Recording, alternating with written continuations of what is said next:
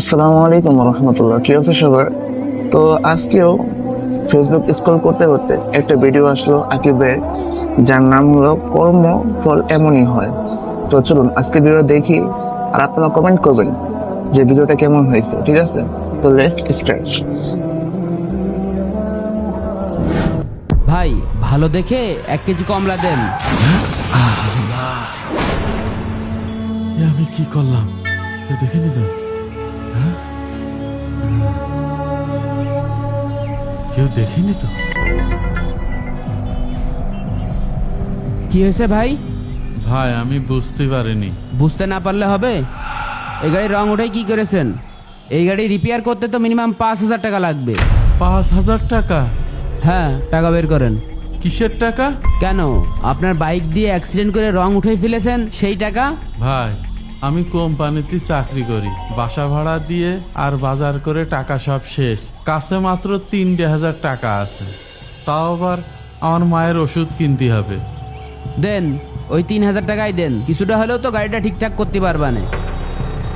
ভাই মাফ করে দেওয়া যায় না? আচ্ছা থাক, আপনি তো ভুল করে ফেলেছেন, যান মাফ করে দিলাম। খুব উপকার হলো। যান। গাড়িটার রংটা উঠে কি কাজ করলো? 10,000 টাকার বুঝ। এই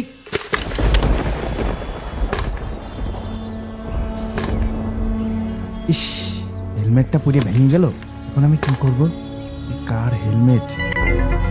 আরে এই, তুই আমার হেলমেট ভাঙলি কে? ভাই আমি ইচ্ছা করে ভাঙিনি। কিন্তু আমার তো ক্ষতি হয়ে গেল। এই হেলমেটের দাম 3,000 টাকা, যেহেতু তুই শুধু গ্লাস ভাঙিছিস 1,500 টাকা দে। ভাই আমার কাছে তো টাকা নেই। টাকা নেই মানে? বাড়ি ফোন দিয়ে টাকা পাঠাতি ক। দাঁড়ান, আমার ভাইয়ের কাছে ফোন করছি। তাড়াতাড়ি আসতি বল।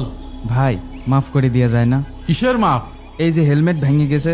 মাপ করলে কি আমার ক্ষতিপূরণ হয়ে যাবে? না। তাহলে তাড়াতাড়ি ফোন করে আসতি বল। হ্যালো ভাইয়া, হ্যাঁ বল। একটা ঝামেলা হয়ে গেছে, তুমি তাড়াতাড়ি মোড়ের পর আইসো। আচ্ছা আসি।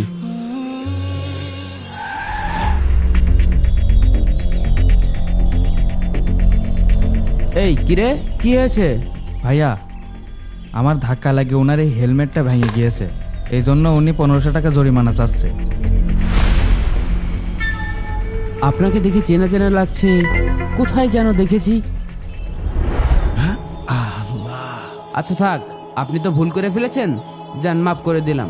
খুব উপকার হলো। এই যে ভাই, আপনার 1500 টাকা। এবার আমার 3,000 টাকা ফেরত দেন। কি হলো, বের করেন। না মানে শান্তি।